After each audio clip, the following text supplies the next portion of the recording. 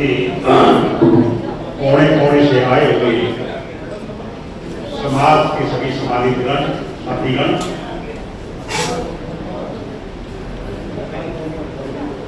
ये जो मुद्दा चला हुआ है और आज जिस स्थिति में पहुंच रहा है वो बहुत गंभीर बात है। सरकार इसके पीछे इतनी बुरी तरह से पड़ी हुई है कि आचार संहिता लगने के बाद भी सरकार ने कल कैबिनेट में इसको पास करके चुनाव आयोग को भेज दिया है। जबकि चुनाव आचार संहिता में क्या होता है, कोई विशेष तरह का अगर कोई बात है, कई बार किसी अधिकारी का कोई विशेष परिस्थितियों में ट्रांसफर करना होता है तो उसको आयोग को भेजा जाता है। इसमें ऐसी क्या बात थी इतनी जल्दी कि आचार संहिता लगने के बाद भी इसको कैबिनेट में पास किया गया है और मोहरा बनाया गया है एससी आयोग, एससी कमीशन।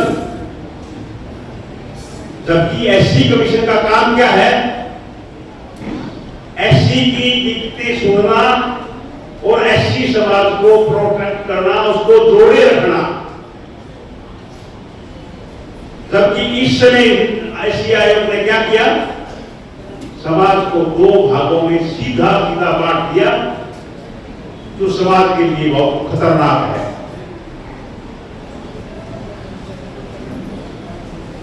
उन साथियों का जो कलेज वो करते हुए हम पीछे रह गए हैं और हमारा जो हक है वो जमार समाज के लोग खा गए हैं। उनका मेन एक ही लड़ाई, एक ही बात करते हैं। मैं इसमें एक बात कहना चाहूंगा कि जिस दिन रिजर्वेशन बाबा साहब ने संविधान में इसका प्रावधान किया, उस दिन दोनों जो जातियां या सारा समाज है वो एक ही पोजीशन में था। बल्कि एक हमारे साथी ने तो फेसबुक पर कहीं लिखा हुआ है कि वाल्मीकि समाज के पास तो बहुत पहले से पैसे आते रहे हैं, उनको भूखा नहीं रहता था कभी वाल्मीकि समाज, क्यों रोके तो नहीं जाती और कहीं कहीं पैसे भी मिलते थे। और जमार समाज को मजदूरी करता था, मिलती तो खा देगा, नहीं तो भूखा भी मरने की बता।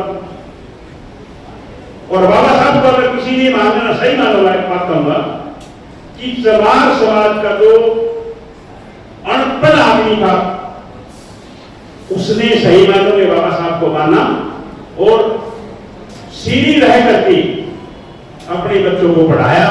तब जाकर के थोड़ी सी ये बात आई है। अभी कितनी पोस्टें भरी गई है।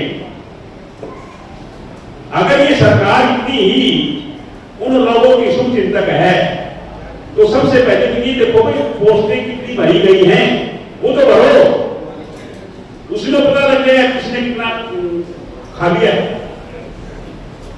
अभी 1,20,000 कच्चे कर्मचारियों को पक्का करने की नोटिफिकेशन जारी की है। उसमें मैं कहता हूं 1,000 कोई एससी दोनों के जमार नहीं, पूरे एससी समाज के 2,000 आदमी बहुत मुश्किल से मिलेंगे। बाकी पोस्टें कहां गई? तो ये सिर्फ और सिर्फ पार्टी का, बीजेपी का जो है लड़ाने का, समाज को बांटने का तरीका है। बहुत से साथियों ने सुझाव भी दिए हैं। मैं भी अपनी तरफ से सबसे पहले एक सुझाव तो मेरा ये है कि मुख्यमंत्री जहां भी जाता है उसको सबसे पहले जोरदार विरोध करो। क्यों? क्योंकि इतनी क्या गलती है कि आचार संहिता के अंदर उसको करने लग रहा है। सबसे बड़ा दुश्मन अगर आज मानोगे तो मैं कहूंगा कि आज का मुख्यमंत्री है आपका। जब प्रधानमंत्री ने झूठा सा था, मैंने इशारा नहीं बोला था ये बात, लोग कहने लगे प्रधानमंत्री ने कहा ये लागू नहीं करेंगे, मैंने वहां पर भी बोला था प्रधानमंत्री रोज झूठ बोलता है, प्रधानमंत्री कोई गारंटी नहीं है क्या कह रहा है, और वही बात हुई। उसकी बात तो प्रधानमंत्री बढ़ा के मुख्यमंत्री बढ़ा, प्रधानमंत्री की बात को मुख्यमंत्री ने काट दिया। ये इनका तरीका है, वो जो करना है वो करो, प्रधानमंत्री बोलता रहेगा, कोई फर्क नहीं पड़ता उससे। और भाई हमारे समाज के लोगों की बात सभी ने कहा, सभी एमएलए एमपी का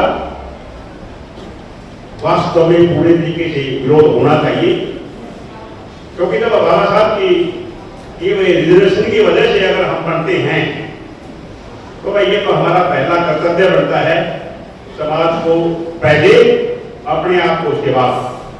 लेकिन कोई राजनीतिक पार्टी कह लो, कोई व्यक्ति कह लो, कोई इस बात को कोई ध्यान नहीं देता। सुझाव साथियों ने पहले दिए हैं, ये रोजाना की जो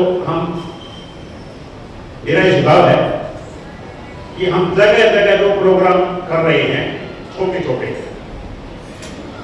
इनको रोजाना ना करो, इसकी बजाय एक प्रोग्राम दिन कोई भी रख लो। हमारे साथी ने सुझाव तो दिया है 1 सितंबर का, और 1 सितंबर का सुझाव उन्होंने इसलिए किया कि आगे नोटिफिकेशन हो जाएगी, उसके बाद कोई दिक्कत ना हो। उनका सुझाव का कारण ये था। चलो ये तो मानना ना मानना कमेटी का उसका है, उनका सुझाव था, नहीं मानते तो आगे की तारीख रख देना। लेकिन एक रैली बहुत बड़ी, और गांव में साथियों ने जैसे बोला है कि भाई गांव में जाकर के जन आंदोलन गांव के लोगों से बढ़ेगा, कर्मचारियों से जन आंदोलन नहीं बनेगा। उनको समझाना पड़ेगा कि भाई अब तो ये जो है ना करो और मरो की बात है,